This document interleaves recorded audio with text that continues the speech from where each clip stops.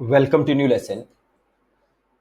जैसे हमने YouTube की ऑडियंसेस बनाई और मैंने आपको बताया था कि हम उन्हें रीटारगेट कर सकते हैं, उसी तरीके से एक और सिनेरियो है। मान लीजिए कि ये है मेरी वेबसाइट, ठीक है, और मेरी वेबसाइट पे यूजर्स आते हैं, ठीक है, मेरे वेबसाइट पे यूजर्स आते हैं।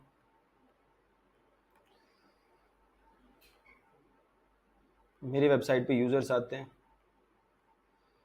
मैं क्या चाहता हूं कि जो ये यूजर्स मेरे वेबसाइट पे आ रहे हैं, मैं इनको रीटारगेट कर सकूं। किधर? On YouTube. ध्यान से समझना है।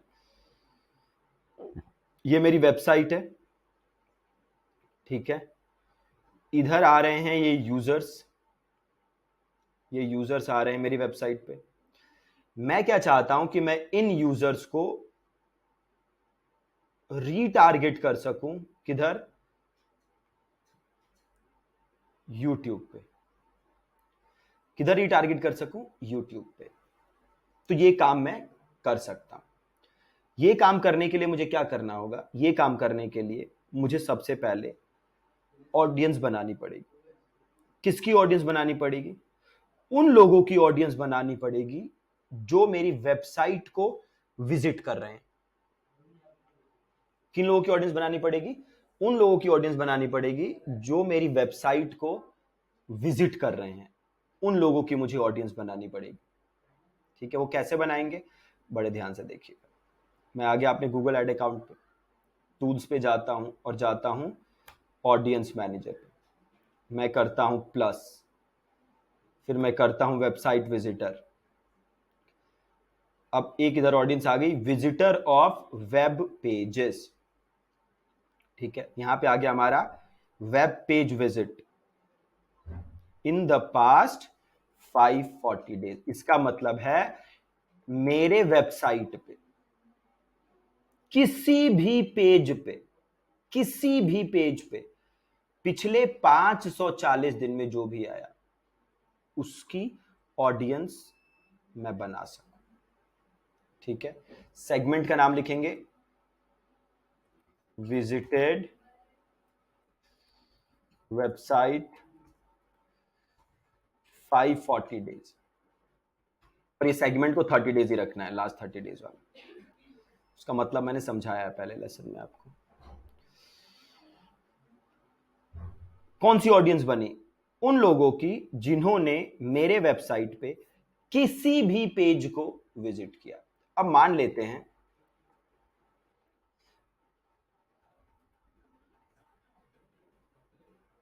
कि मैं क्या चाहता हूं कि जैसे ये मेरी वेबसाइट का एक पेज है प्रैक्टिस एरियाज, एक पेज है ये अटॉर्नीज।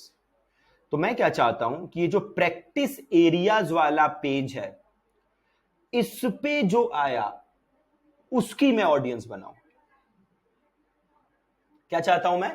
कि ये जो मेरा प्रैक्टिस एरियाज वाला पेज है, इस पे जो आया इसकी मैं ऑडियंस बनाऊं। सिमिलरली मैं क्या चाहता हूं, ये जो मेरा अटॉर्नीज वाला पेज है, इस पे जो आया उसकी मैं ऑडियंस बनाऊं, राइट।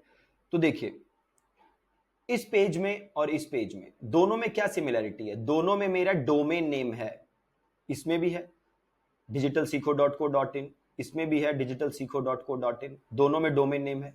दोनों में चेंज क्या है?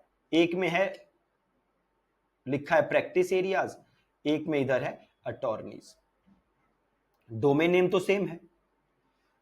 तो डोमेन नेम के बाद जो लिखा है, जैसे यहां पे लिखा है प्रैक्टिस एरियाज, इधर लिखा है अटॉर्नीज, इसको हम कहते हैं स्लग। इसको हम क्या बोलते हैं? इसको हम बोलते हैं स्लग, ठीक है। और अगर मुझे उन लोगों की ऑडियंस बनानी है जो मेरे इस प्रैक्टिस एरियाज वाले पेज पे आए, तो मुझे खाली स्लग की आवश्यकता होगी। और यहां पे स्लग क्या है मेरा? Practice areas.